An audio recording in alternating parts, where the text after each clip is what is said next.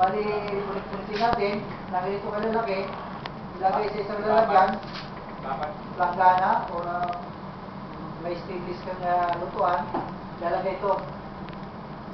Pinainin ito, tapos ibabad nyo sa tubig. Ibabad sa tubig, para ito ay lumambot. At matatanggal yung kanyang mga ali-aling kabuk. Sir, gano'ng katagal ibabad?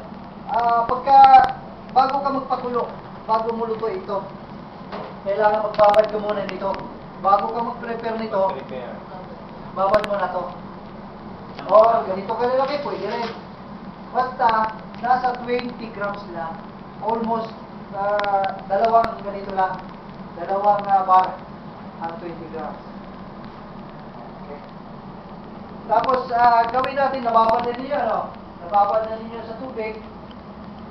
Tapos, lutuin natin to patatas. Pag